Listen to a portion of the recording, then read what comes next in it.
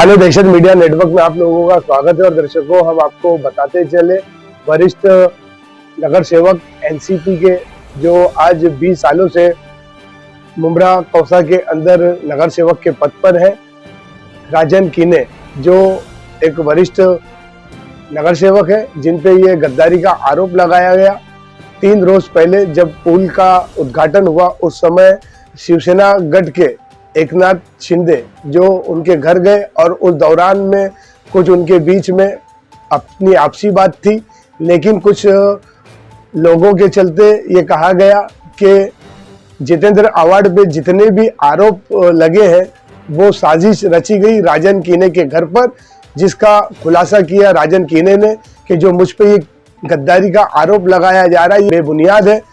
पत्रकार परिषद में उन्होंने पत्रकारों को इस बात का खुलासा किया और क्या कहा उन्होंने संक्षेप में देखिए थाने दहशत मीडिया नेटवर्क की ये खास रिपोर्ट। आवाज आपकी, खबर हमारी।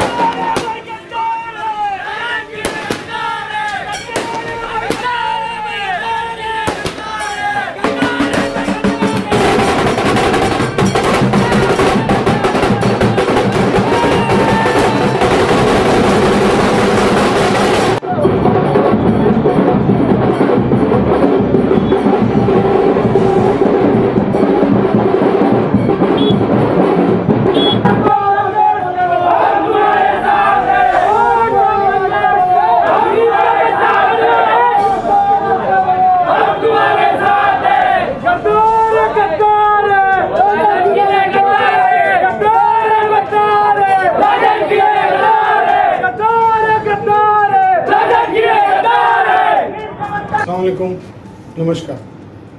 क्या है कि जब भी ऐसी कोई बात होती है तो राजन कीने गद्दार है, यही मुद्दा सामने आता है। क्या है कि ये जो हमारे नेता जितेंद्र अवार्ड साहब के ऊपर जो मामला दर्ज हुआ, ये मामला दर्ज हुआ 14 तारीख को रात को 12:23 में, और इसमें कहा गया है कि मुख्यमंत्री के उपस्थिति में राजन कीने के घर पे ये इसका प्लान किया गया, कट रच गया, बोले ऐसा कहा जा रहा है। साजिश रची गई ये अवार्ड साहब के ऊपर मामला दर्ज करने की। तो मैं बोलता हूँ कि ये मामला दर्ज हुआ 12:23 पे, और सीएम साहब हमारे घर पे आए 1:10 में। और हमारे घर पे आए तो अभी पिछले 25 सालों से सीएम साहब का हमारा रिलेशन है, हमारा घरगुती रिलेशन, हमारा कौटुंबिक रिलेशन है। हमारे सुख दुख में हमेशा वो हमारे घर पे आए हैं। और जब सीएम बने उसके बाद में हमने उनको बहुत बार बुलाया था कि आप घर पे आइए, लेकिन उनकी व्यस्तता की वजह से, उनके जो कामों का ये है व्यस्तता, उसकी वजह से वो आ नहीं सके। और इत्तेफाक से मुमरा वाई जंक्शन का जो फ्लाईओवर है उसका जो ओपनिंग था उस वक्त तो वो आए, और उनको मैंने रिक्वेस्ट किया, मैं भाई बोला अपन या, तो फिर उन्होंने बोला की नाही नेक्स्ट टाइम येतो मी। नाही भाई बोले या बोलो, एकदा तरी या बोला, तर खूप तुम्ही बोलले नंतर येतो, पण तो उन्होंने ठीक है, मैं बोले रात को ट्राई करता हूँ बोले।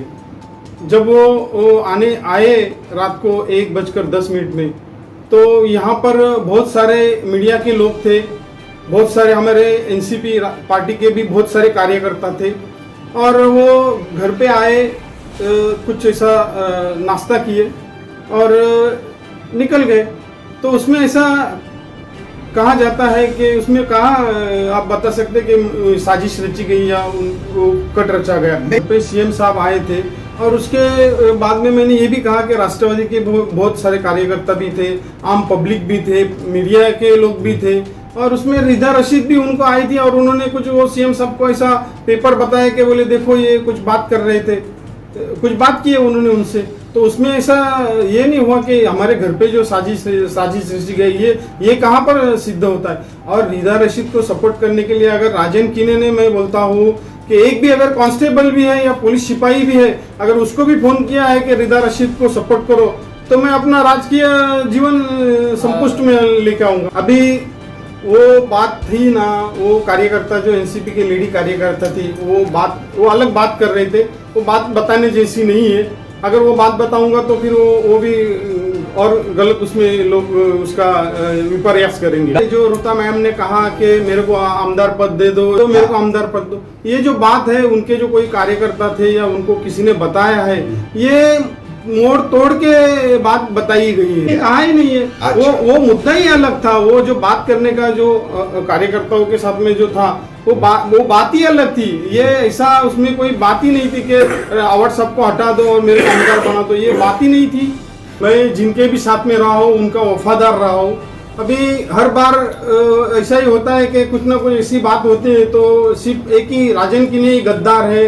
अभी मैंने अगर मुंह खोला तो मैं बता सकता हूँ कि मुमरा के साथ किन किन लोगों ने गद्दारी की है, वो भी पूरा सब ये हो जाएंगे, पूरा चिट्ठा सामने आएगा। लेकिन मैं वो चीज को कभी करता नहीं हूँ, मैं वो सब चीजें कभी करता नहीं हूँ, मेरे को वो अच्छा लगता नहीं है, क्योंकि मेरे खून में मेरे बाप दादा ने मेरे को कभी बताया नहीं। मैं इस भावना से काम करता हूँ कि निष्काम भजने भगवंत जोड़े, और जैसा जयाचा भावार्थ जैसा तयास लाभ तैसा। जो जैसा करेगा वो वैसा ही, जो जैसा बोएगा वो वैसा ही पाने वाला है। अभी वो मैंने कहा था कि जयाचा भावार्थ जैसा, अभी वो उनकी सोच ही वैसी है तो क्या करेगा। कि शिंदे साहब और हमारे घरेलू रिलेशन है, पिछले 25 साल से उनके हमारे रिलेशन है, और वो रिलेशन को अगर आप कहेंगे कि तोड़ दो, अगर आपके हमारे रिलेशन है और आप कह रहे हैं कि आपको मैंने कहा है कि आ जाओ, ऐसा है कि मेरा देखो, मैं पिछले कई सालों से शिवसेना के साथ में रहा था और उसके बाद में मैं कांग्रेस में भी आया हूँ, मैं अभी राष्ट्रवादी में हूँ।